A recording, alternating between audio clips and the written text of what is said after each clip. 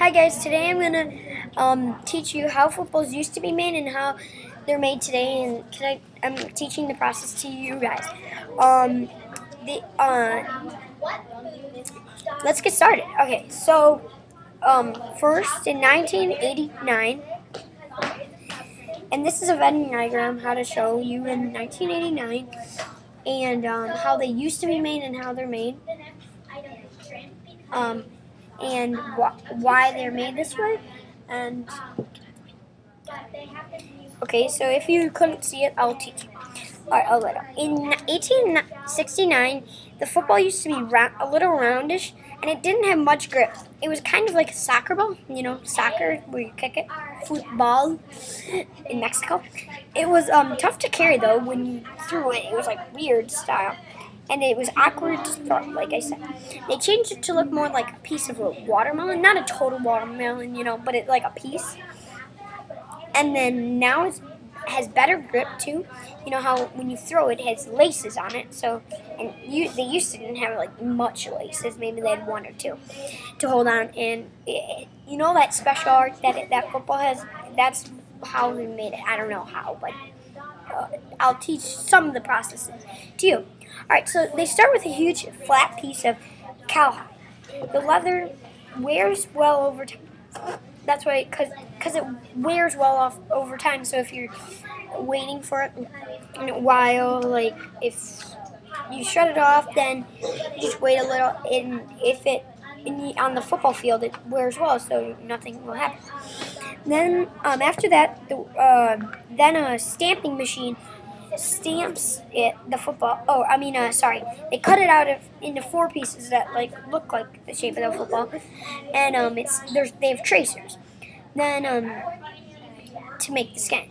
And then after that, they have a stamper, and they have the brand that makes it. Like if it's Wilson, they'll stamp it with Wilson on all four pieces, and then the pieces.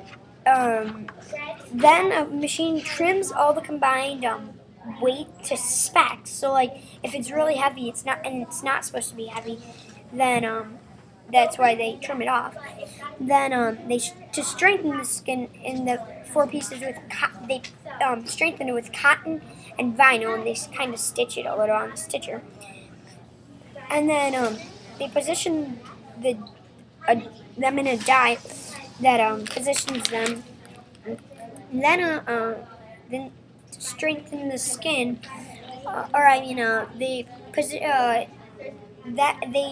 to stamps on pieces again. If they have any special markings, like if it's the college football playoffs, they'll stamp it with the college football playoffs. Then they sew two pieces together for each side of the football, and they sew them together. Then on each side, facing inward, okay? Because they don't want to see the stitching when it comes out, okay? Then in the top section of football, they mark an air hole for the air hole when they put the vinyl in, and it flens it up. And then they make 8 holes for the laces, 8 little holes. You can see that a little.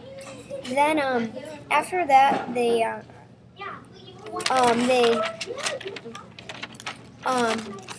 join the top and bottom sections together from when the seamstress stitches it, and then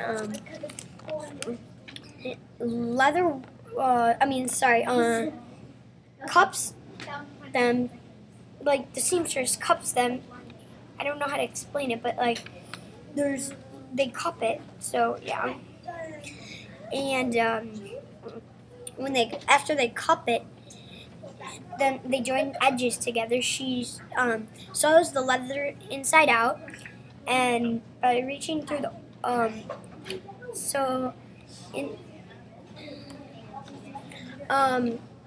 so the stitches are less visible. The leather turns the skin right side out, and by reaching through, like a person will reach through the little hole that they have, because the laces aren't there yet, the little hole, and they open it, turn it on like a little bar. Then there's they also inflate it, called a bladder. It's kind of weird, like a bladder. They put the football on it, or they put this like black thing on it, and it airs it up a little. And then after the bladder, to flatten the 4 sections, a worker places each one on a wheel. So each section on a wheel, and they spin it. And that roller passes over the top. This keeps the ball from being bumpy when they throw it on the field, because you wouldn't want a bumpy ball when you're throwing it. And this keeps from the stretch the skin over the bladder. So they put the skin over the bladder and shove it in. Then the steam of the ball, they put the ball in a steamer and they soften it. And it softens the leather and easier to manipulate. And then they turn the ball right side out, and by placing it on this bar, a metal bar. And it does many things to the ball to reshape it on the bar. That's one of the things. Then the bladder is made. The bladder's made out of vinyl, is polyester, then / a type of plastic with vinyl.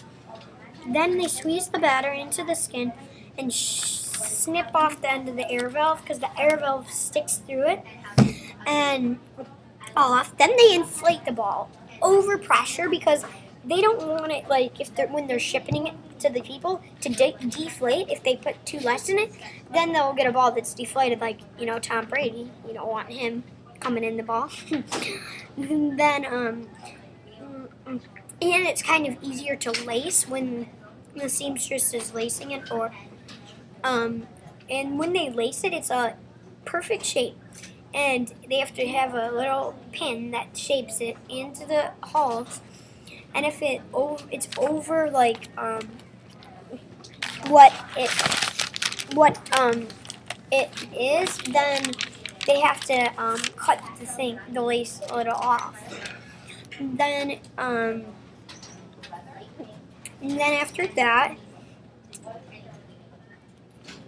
and the workers inflate the ball, like I was saying. Then a machine makes sure that it's the correct weight, because if it's overweight, they have to throw it into a basket. Then a machine, the size that there's a machine that makes it, like, you put the ball in and the machine stamps it to make this correct size correct. Then and then they put it for weight, and that's why that was my project. And I hope you learned a good amount of facts about how football used to be made, and I took the processes to you. And I'll show you the Venn diagram one more time if you didn't see it.